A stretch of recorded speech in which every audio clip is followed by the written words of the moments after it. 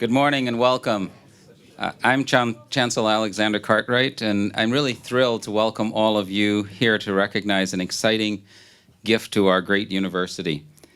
It's certainly already been an exciting first week of classes with our students back on campus. The energy they bring is just special, makes us recognize why we're here as educators, and really allows us to see what we can do to impact society. I recently celebrated 2 years here as Chancellor, and each year I learn more and more why this place is so special and why we can do so many great things. It's a reminder certainly of what it means to be the flagship institution in this state and all of the things that we are capable of and what we have to offer to the world. And we're celebrating a lot. We have another record-breaking year of giving. We have an increase in student enrollment among our freshmen and also our graduate students. And we actually have, this past year, a 23% increase in research awards. So thank you to all of those people at Mizzou that have made that possible.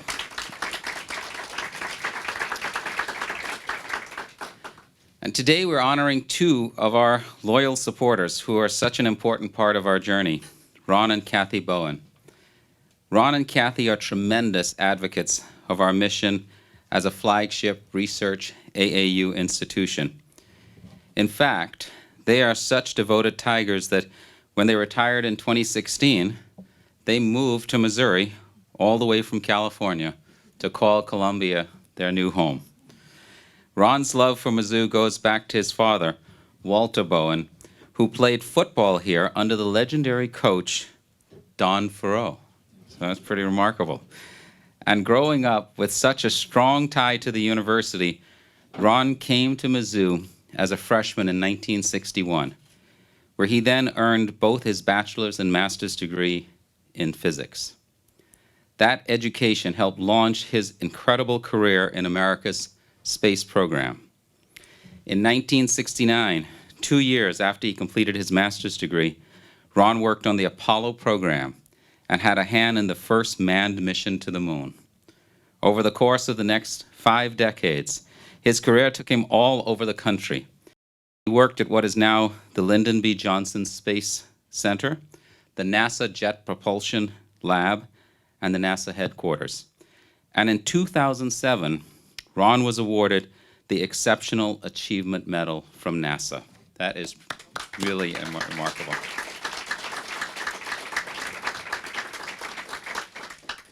Even with such an extraordinary career that took Ron's work, literally, out of the world, Mizzou always remained in his heart. The same year that Ron supported the first manned mission to the moon, he also made his first gift of $5 to our physics program. 50 years of giving later, Ron and Kathy continue to be some of our most loyal donors. 50 years of giving to Mizzou. How remarkable is that? Thank you.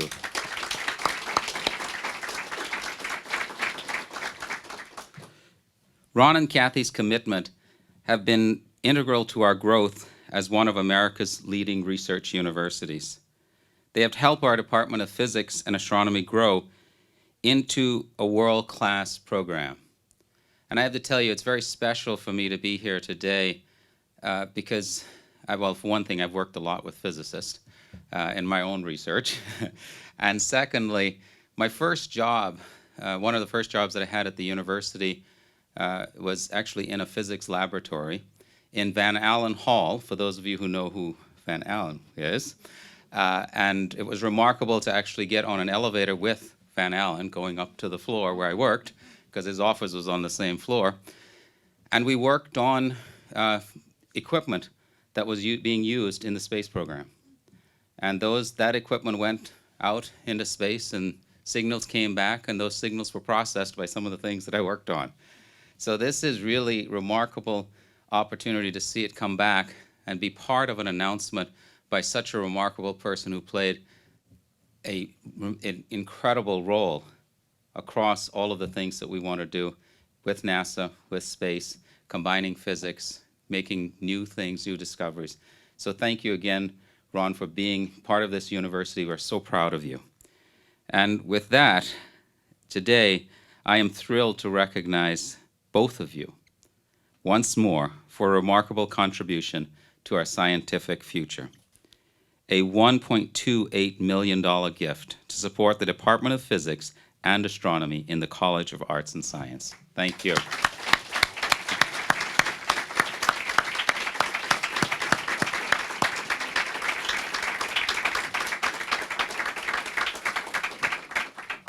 This gift will support the department in three transformational ways. First, it will establish the Ronald J. Bowen and Catherine J. Rangel Bowen Endowment Fund, which will provide professional development opportunities for undergraduate and graduate students through the Bowen's estate. Second, it will support the Bowen PhD Dissertation Award in Physics to annually recognize the best dissertation in physics. And lastly, through the Bowen PhD Student Travel Fund, the gift will provide more hands-on learning opportunities for doctoral students, such as conference travel and research collaboration. Ron and Kathy, on behalf of the University of Missouri, I want to thank you for your incredible generosity and vision. Thank you.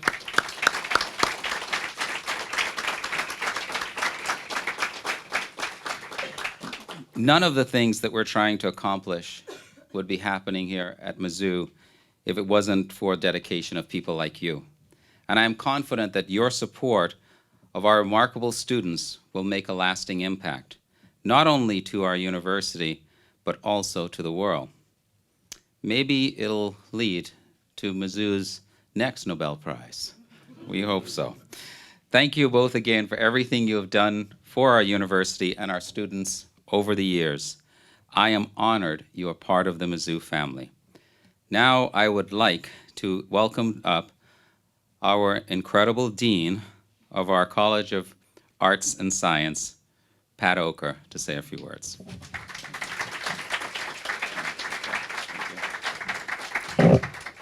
Thank you, Chancellor Cartwright, and welcome to all of you. We're delighted that you're here. A special welcome to Ron and Kathy. This is just such a delight. A lot has been said and will continue to be said about Ron's tremendous accomplishments. From a small town of Eureka, Missouri, to physics, astronomy, astrophysics, classes in this very building, to NASA, to the moon, your story, Ron, is one of immense pride for all of us in the College of Arts and Science. Many of you heard me say some parts of this before, but one of the things I'm always most proud of with that I most love about the College of Arts and Science is we are the college where we ask very basic, essential questions that we do not know the answers to. Physics is a fabulous example of this because they ask fundamental questions about the nature of matter and energy, and they do not know the answers to those questions, and they don't know where things lead. But we do know, actually, when we look at a career, in the long term, we can see fundamental questions then get answered and lead to cell phones and space exploration and things that no one would have imagined when we first started the work. So I love this, Ron, your story about, because I think it represents the really fundamental heart of what we do here in the College of Arts and Science. And so I'm going to remember this, because when we think about questions that we don't know the answer to and we don't know where they're going to lead, your story is a reminder that sometimes they will lead to the moon. That's a good place.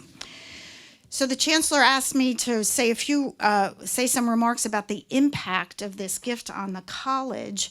And when I thought about that question, I was reminded of a conversation that I actually had with people really at the very opposite side of the spectrum of a student's story. And that was a few weeks ago, I spoke with some brand new recruiters who are recruiting to the University of Missouri. And I had like a few minutes to tell them, what should we tell prospective students about the College of Arts and Science? And I thought about those when I was preparing for today. So I had a very short time to talk. And what I told them, really, I said, three things I want you to tell to prospective students and their parents about the College of Arts and Science. Number one, we really emphasize helping students learn how to think, not what to think, right? So you'll learn in a discipline of how to think like a physicist. There is a way. You learn how to think like an economist, like an English major. So learn how to think, but never what to think. Secondly, I told them we're a college where we are focused on thinking and doing. So we have lots of hands-on experiences. And again, physics is a great example of this, where we have simulations in classrooms across disciplines. We have undergraduate research. We have internships, connections with industry. So we think and do. And the third thing I wanted to tell prospective students is we prepare students for careers, including careers that do not yet exist. And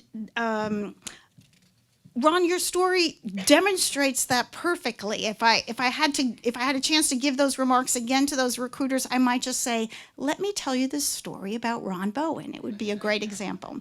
And so today, as we celebrate the wonderful generosity of Ron and Kathy, I am reminded that their legacy is to ensure that those three priorities that I talked about, which are not new, there's nothing unique to me about that. Those have been going on in the College of Arts and Science for a very long time. They will continue for many more generations. So what does this mean? What does this gift mean for the College of Arts and Science? It means that a physics major will be able to devote a summer to an internship without worrying about having to earn a paycheck. It means that an astronomy student will get to present original hands-on research at a professional conference. It means a graduate student will be recognized for exceptional dissertation research, the impact of which we will not yet know. But 50 years from now, somebody will get to celebrate that. It means students learning from external speakers will broaden their perspective. It means students understanding all of the exciting career possibilities that a degree in physics and astronomy will offer. It means transforming lives. That's really what it comes down to. So thank you, Ron and Kathy, for transforming lives in the College of Arts and Science. I would now like to introduce Sashi Satpathy, the Curator's Distinguished Professor of Physics and Chair of the Department of Physics and Astronomy, so that he can say a few words about the impact on the department. But let us again say thank you, Ron and Kathy.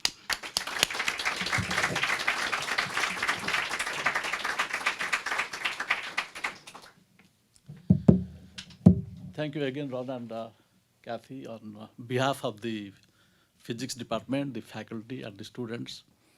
We have no idea how much impact you will make to this department. So I want to say a few things about physics as a discipline, and then I would go on to say, what we do in this department a little bit, and then the impact of Ron's gift. So physics is a discipline that forms the foundation of modern life, in one sentence. An example is the discovery of the semiconductor transistor that Pat mentioned a little bit about in 1947 by Bowen, Brattain, and Shockley. That led to a Nobel Prize for them. And that is the essence of the science that goes into everything you can think of. The cell phone, the computer, any kind of electronics you can think of, that semiconductor chips are the basis of it. Now, when it was discovered in 1947, I don't think they even themselves realized how much impact it would have on life. Now it touches everybody's life, literally. Okay, you have to have your thumb on the cell phone. So now air travel, there are many examples I can give. Let me give you one more example. So air travel is based on control and command system. And for that you also need the semiconductor chips. Without that, you cannot have your GPS, you cannot have anything. So it's a very important discipline, and sometimes you don't recognize the value of what comes out of it right now, but 50 years, 100 years down the road, that it makes a paradigm shift in the humankind. Now, we in this physics department teach a variety of courses that enable students to work in a variety of disciplines: biophysics, condensed matter physics, what am I leaving out? Astronomy, astrophysics, and things like that. We still are not able to cover a lot more things, but in addition, physicists like both Chancellor Cartwright and Dean Oker said that it allows you to think in a certain way, and not necessarily, a physicist is valued in many disciplines. For example, financial engineering, financial analysis. My last PhD student does option trading analysis for a bank. in Chicago, Monte Carlo analysis and differential equations. That's what they learned here, and then they learned how to solve the problems. So it not just teaches you how to be a physicist, the physics has value for many disciplines, industry, government labs, and that's where our students go. I want to mention that there is, in the future, there's going to be more and more demand for the physicists, not less. Physics is not done, although it always looks that way to the physicists that we have solved all the problems, right? But you think about new and new things, and things are going to happen in the future. So I want to give a couple of examples. For example, I cite the example of the two of the world's richest men, Elon Musk and Jeff Bezos, CEO of Amazon. So they are both planning near-term missions to the moon and beyond. So that will require a great many people who are trained in celestial mechanics, planetary science, space physics, and stuff like that. So for which the physics education can be used as a means of entry into those disciplines. So there are plenty of opportunities in advancing technologies, and a degree of physics gives you access to all those. So it's much beyond what you have learned in the classroom, and Ron is, of course, a perfect example, of going into and doing a lot of stuff from the courses he took. So now Chancellor Cartwright, sorry, okay, so mentioned about the estate gift. But there are two other funds that were mentioned by both you and Pat. Those funds are actually already in. So the Bowen Dissertation Award Fund and the Bowen Travel Fund, they actually started last year. And we have, this is separate from what you mentioned. So already Ron and Kathy, they have a agreement to provide funds for that for the next 10 years. And in fact, the first dissertation award was given last year to 2 students of the department, and the travel award will be given this year.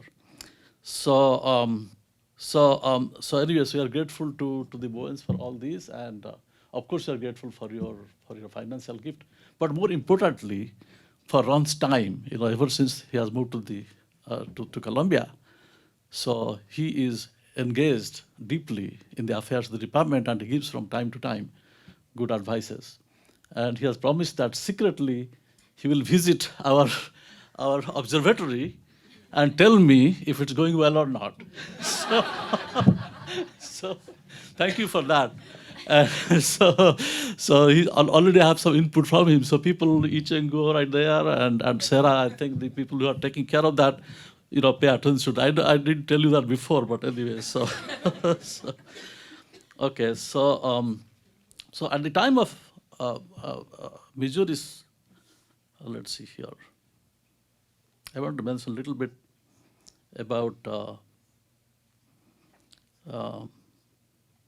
Ron coming to Missouri here. So, okay, anyway, so the impact of the gift is tremendous, like it was already mentioned, so I don't want to repeat that. So I would like to ask Ron to say a few words, but before that I would like to say a few things about himself and his time in Missouri. So as Chancellor mentioned, he got his BS in 1965 from the Department of Physics and MS in 1967. And after joining Missouri, he immediately gravitated, pun intended, towards astronomy and astrophysics. And he took all the courses that are offered in the department at that time, all the courses in physics, in astronomy and astrophysics. And he tells me that the single course that jump-started his career is a course entitled Solar System Physics that was taught by Professor Terry Edwards. I don't know, some of you remember him, I certainly remember him. He was a no-nonsense teacher, he was very serious, but he knew his stuff, and he was liked by the students. He retired just around when I came in, like 1990s or something like that.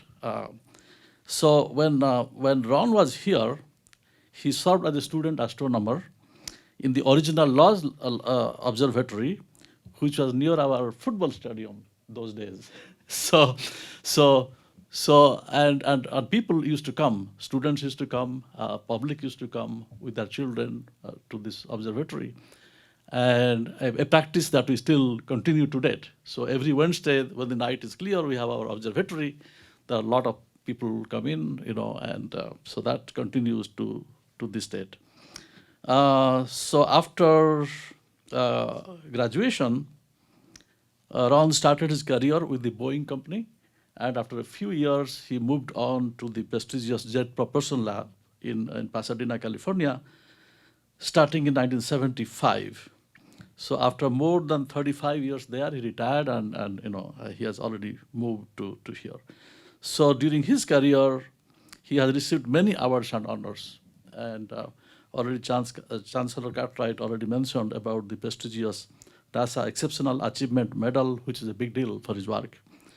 And that was given for his work on formation flying in 2007.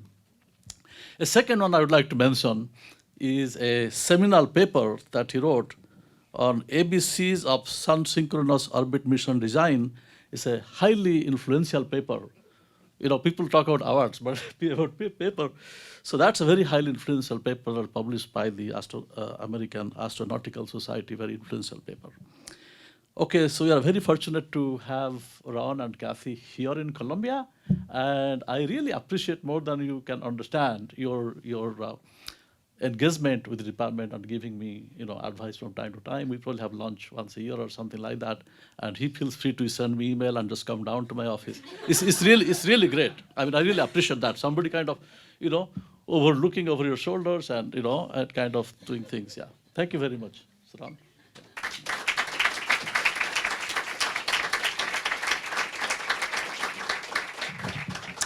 Well, where do I begin?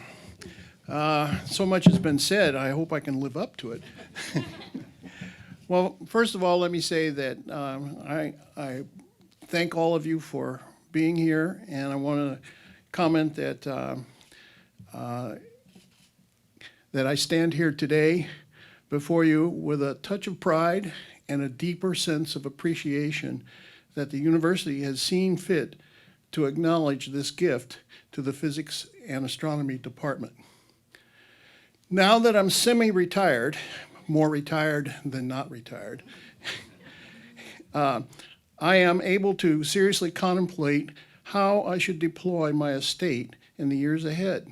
I've decided that a portion of that estate should be given back to that entity, that institution, which enabled my career and my life.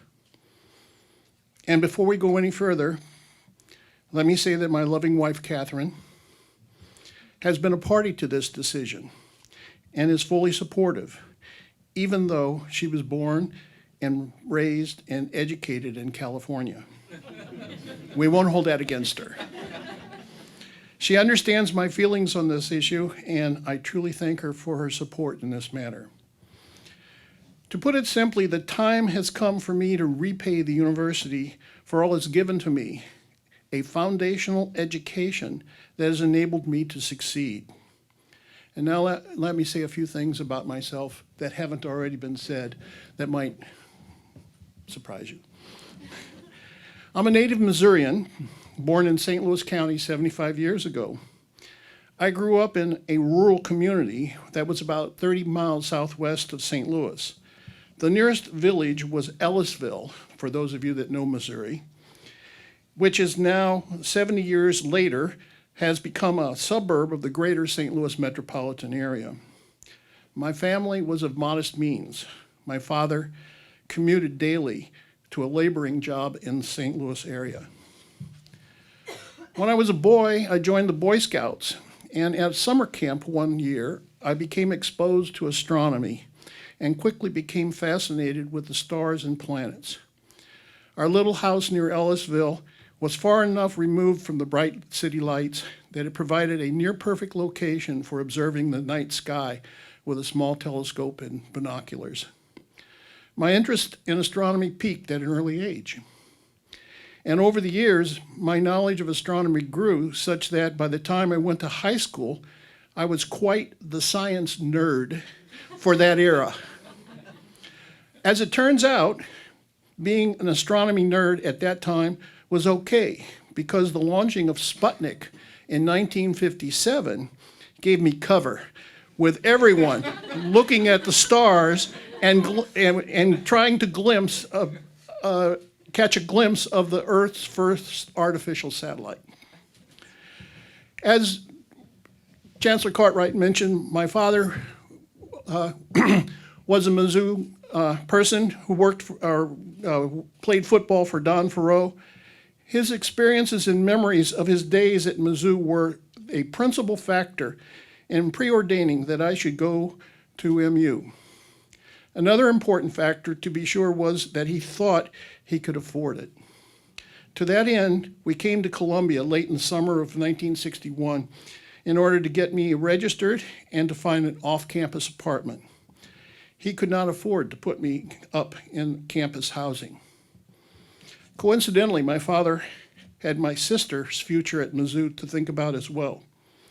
She followed me by a couple of years and also graduated. So I'm proud to say that the Bowen family is a legacy family at Mizzou. In September of 1961, I began attending classes with the intent of studying physics and astronomy, much to my father's surprise and perhaps dismay. To be sure, my fondest memories of my youth are as a student at Mizzou. And even though the physics curriculum was not an easy one for me, I persevered and finished my BS degree in '65. And as Sashi has mentioned, I also finished my master's degree in '67 and was qualified to pursue a PhD degree. However, circumstances, namely a lack of money, forced me to pursue a career in the aerospace industry. And fortunately, at that time, job opportunities in aerospace were plentiful. Thinking back, the one amazing thing about my career is that just 24 months after graduating, I was living in Houston, Texas, doing contingency analysis for Apollo 11. This, for me, was an amazing experience, and although my role was, in comparison to the enormity of the whole effort,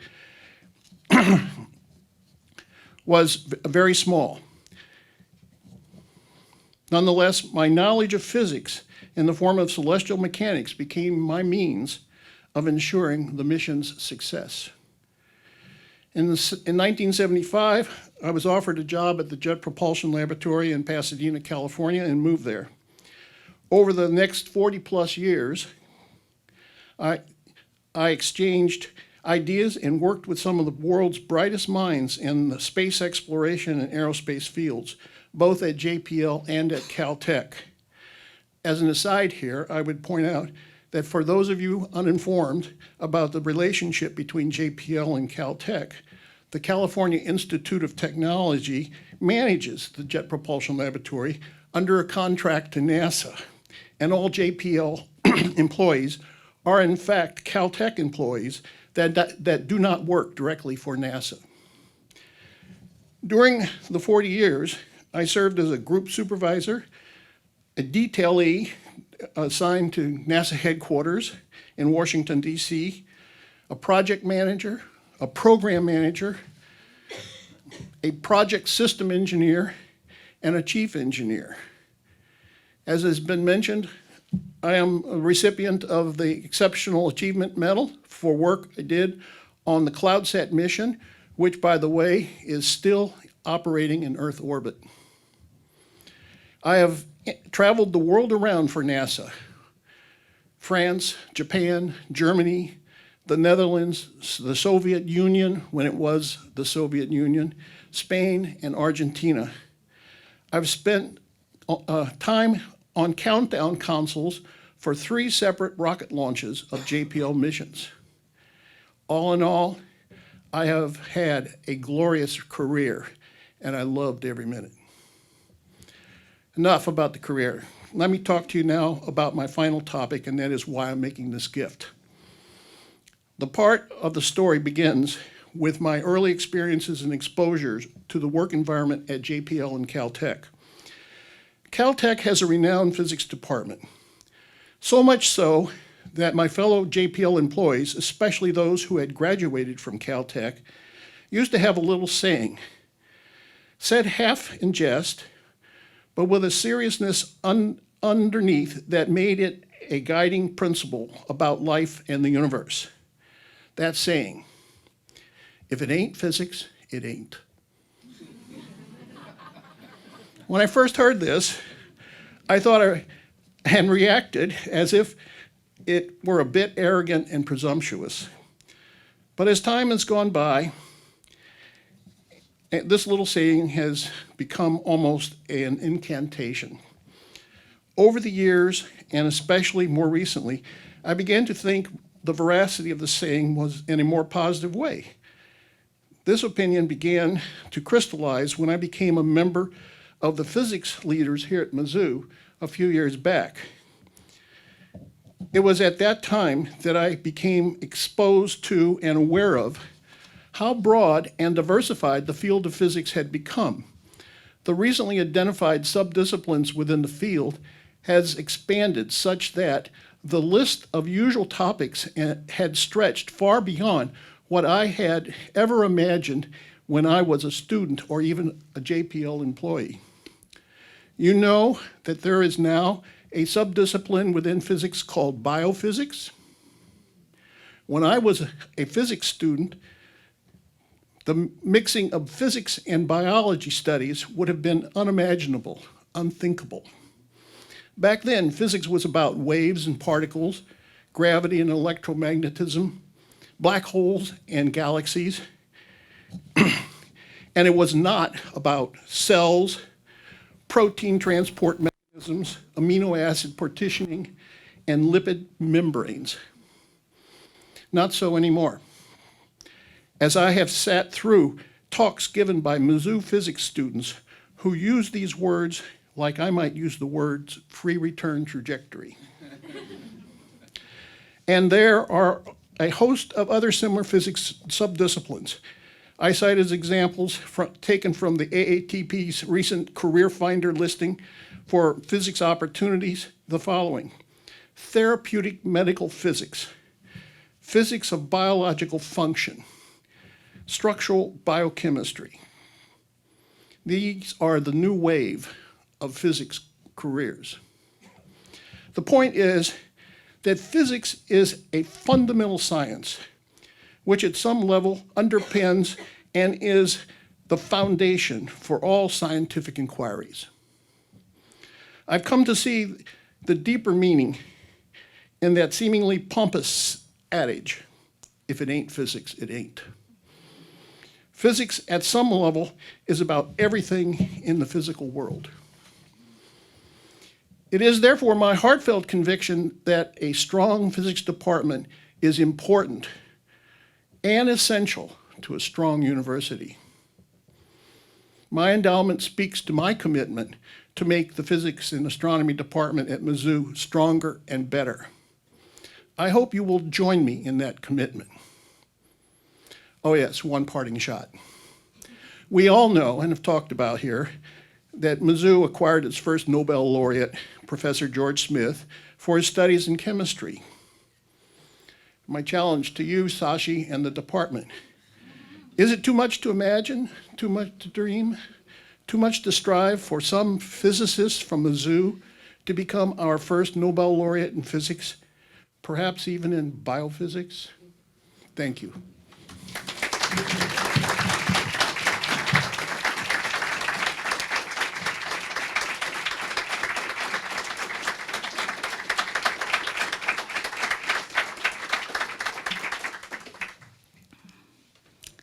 I'm going to answer that call. You knew I wasn't. It is not too much to imagine. So let us do that. Please join me in, there are refreshments, so please join us for a small reception afterwards where we can thank Ron and Kathy informally. Thank you all for coming today. Thank you.